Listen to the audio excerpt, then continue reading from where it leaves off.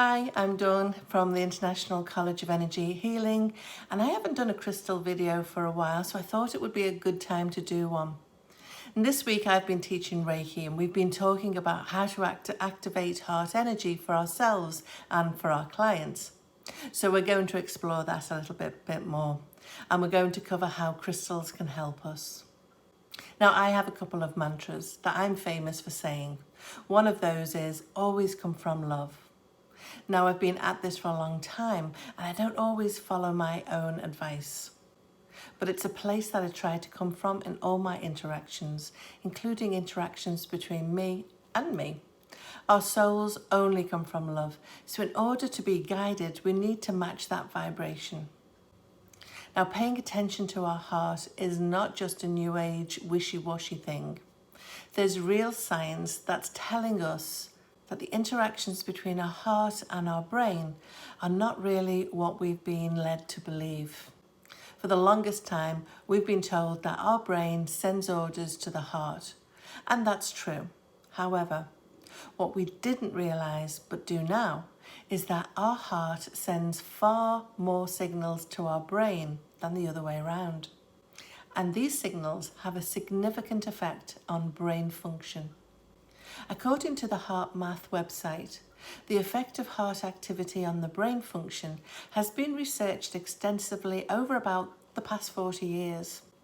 The HeartMath Institute is a not-for-profit organisation that's been undertaking groundbreaking research for over 29 years, exploring the physiological mechanisms by which the heart and the brain communicate, and how the activity of the heart influences our perceptions, our emotions, our intuition, and our health. Bottom line, positive emotions such as appreciation, compassion, and love are good for our health. The HeartMath Institute are doing some great work, and I'll link their website in the description below if you want to check out more about them. As a crystal therapist, I work with both the physical and the higher heart. So not only as a chakra point, and more on that in a bit, but the physical location and functioning of the heart. In traditional Chinese medicine, the heart is associated with the element of fire, and it's the ruler of emotions. When we work on the heart, we're able to orient the heart towards a more positive emotions such as empathy, compassion, and peace. And we're able to thrive physically, mentally, and spiritually. The heart also has a relationship with our subtle energy field, and that's the biofield commonly known as the aura. It's much larger and more buoyant when we're in a coherent heart space. Now, I found that most people need to work on their heart, and maybe now more than ever with what's going on in the world. It's really hard to stay resilient and heart-centered. So in terms of the chakra system, the heart is one of the 7 main chakras. Now, if you don't know what chakras are, there are lots of great resources out there on the web. But for a quick overview, chakras are East Indian in origin and are considered to be energy meeting points between the physical self and the non-physical body. And there are 7 main chakras, so 3 lower, 3 upper, and the bridge between is the heart, or the 4th chakra. Now, chakra health has taken a prominent role within Western culture, and they're important centres that we work on within a number of energy healing modalities, including crystal therapy. And as I mentioned before, the heart is the bridge between chakras, and disturbances or imbalances in other chakras can be felt in the heart itself. It's also the unifier of the chakras, so for me, the heart chakra is a pretty important place to work on with clients and myself as well. So the heart chakra is located kind of in the middle of your breastbone, and the higher heart chakra is also called the thymus chakra, and it's located in the upper chest, just above and to the right of the heart chakra, kind of between the heart and the throat chakras. So this chakra is associated with the thymus gland. The higher heart chakra also has physical benefits as well, because it strengthens our immune system, it maintains health in our lymph nodes, and it supports our respiratory system. So really good to work on now. So when we start to work with our higher heart chakra, we'll also enjoy spiritual enlightenment with a stronger connection to community, enhanced compassion, and unconditional love. And it also strengthens the connection that we have to the divine or the source or God, whichever word suits you best. Now, crystals offer us an array of beautiful, wonderful beings who are willing and want to work with us on this journey.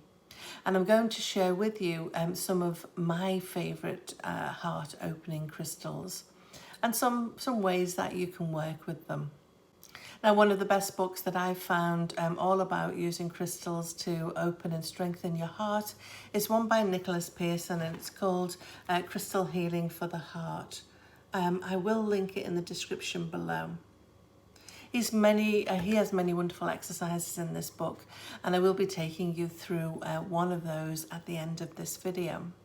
He also covers a whole range of heart crystals, their properties and their uses. But for this video, I'm going to concentrate on the ones that I use for myself and my clients most often. So let's start with rose quartz. And I think most people will be able to recognize rose quartz, and will probably have a piece currently or at some point in their life. It's known as the Love Stone, and it is a foundation stone in my crystal kit. I don't think that there's a time when a piece of rose quartz hasn't come out to play with a client over the 2+ decades that I've been providing crystal therapy sessions. Now, rose quartz has a gentle energy. It soothes and it nurtures us. It reminds us to let go of anger and to be compassionate with ourselves. It really is a love stone, love for ourselves. When we're compassionate to ourselves, we've got the capacity to be compassionate with others. I have many rose quartz specimens, some tumbled like this and some in the raw form, which I showed you. And I also have this wonderful rose quartz sphere that sits in my lounge, radiating love to everyone. So if you need a little love in your life, I would highly recommend that you carry a piece of rose quartz around with you. Even sleep with it under your pillow. Now, Rhodocrosite is another favourite crystal of mine. It has gentle, loving energy, which is really good at helping us to let go of old wounds that we're carrying with us. Sometimes we're not even aware that those wounds are impacting us here in this life now, and Rhodocrosite helps us to release the energy that we're holding on to. Now, one of the ways that I'll work with this stone is on inner child healing or past life healing. So particularly those experiences of shame, blame and judgment that tends to stay with us. Rhodocrosite brings these emotions to the surface and holds a loving, healing space as we work through them. So you can use these in meditation really, really effectively. Now, I love working with calcite in all of its wonderful colours, so it stands to reason that pink calcite, also known as Mangano calcite, is one of my favourites to work with. And this stone helps us to let go of fears and release worries, and it's one of the best stones for forgiveness. Working on painful memories, it helps us to see the situation from different perspectives so that we can move from the hurt and the pain to one of forgiveness and compassion. So it's a really good one if you are struggling with a situation. You can sit with this beautiful crystal and just look at it from all the different perspectives and try and work through that for you. This will be a beautiful, loving stone that will help you do that. Now, Kunzite is a beautiful stone which is rich in lithium, and it's really good at helping us to find balance and peace. And if you combine this with Lepidolite, which is also lithium rich, you have a powerful combination. Another good stone to work alongside Kunzite is rose quartz. According to Katrina Raphael, Kunzite, and in her words, prepares the internalized self-love which rose quartz has initiated to be offered in the external expression. So that means it's easier for us to access compassion, partnership and service to others.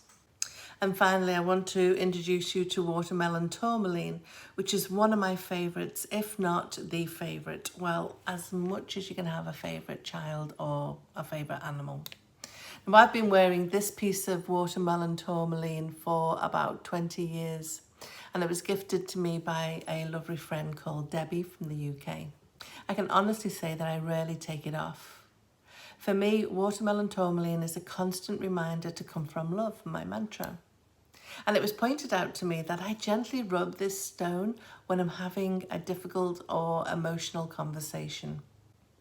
And this was something that I was totally unconscious of doing, but was obviously doing it to draw strength from this beautiful, amazing stone. And in the book that I talked about earlier, Crystal Healing for the Heart, the author Nicholas Pearson, he puts it beautifully, and he says, the brilliant green exterior brings clarity to the heart. The pink center softens the heart chakra so that it can learn vulnerability and self-care. And the thin band of colourless tourmaline between the green and the pink acts as a bridge of light, which brings awareness to the inner state. In this way, watermelon tourmaline helps us to live in the present moment in peace. And I couldn't agree more. And I often just lay with this piece on my heart. So there are a few of my go-to heart stones.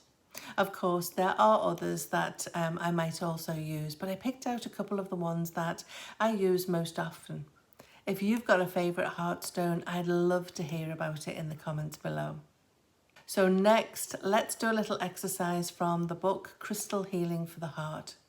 It's simple to do, and you don't need anything more than a few minutes of your time. If you do happen to have a piece of rose quartz handy, you can incorporate it into this activity, and if not, that's totally fine as well. So now I want you to sit straight in your chair and bring back your shoulders slightly. This will open up your heart. Close your eyes and take a few conscious breaths in and out. Give your mind and your body permission to relax.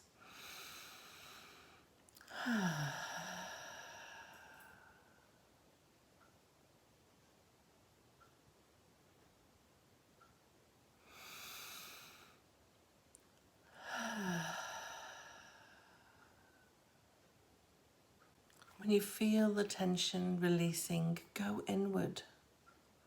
Place your hand on your breastbone and position it so that you can feel your heartbeat. Simply feel it and listen to the inner pulse. Let the rhythm guide you and really listen.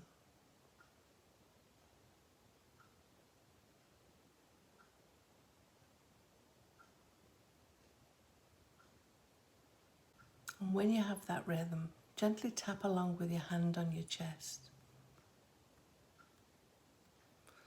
And as thoughts arise, let them go. Maybe pay attention to how it affects your heart rhythm. Does it quicken it? Does it slow it down? Really tune in to the rhythm of your heart.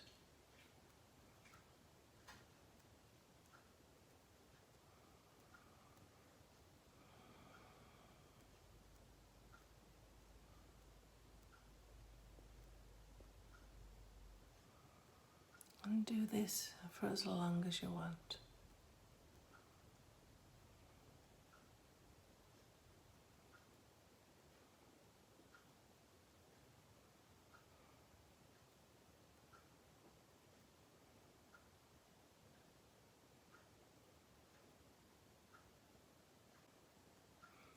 And in your own time, and when you're ready, set back your hand on your chest and sit in quiet gratitude for your heart and for what it does.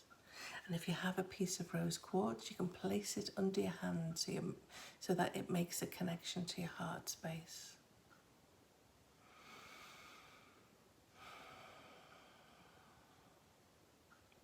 When you're ready to end the exercise, focus back on your breath and bring your consciousness back to the world around you. And over the day, pay attention to your heart and what your heart's telling you. I hope you enjoyed that exercise, and it is just one that takes a couple of minutes every day, and it will help you to keep connected to your heart and to remind yourself to come from love. So I hope that you enjoyed this video and feel inspired to work with your heart. And for those of you that are local, I do offer in-person sessions in Langford if you'd like a crystal session with me. And I also work with clients at a distance as well. So if you're interested and you want some more information, you can email me using the email that I'll link in the description below. Don't forget, if you like these types of videos, subscribe to the channel and hit the bell so that you're notified when I upload a new one. Ta-ta for now.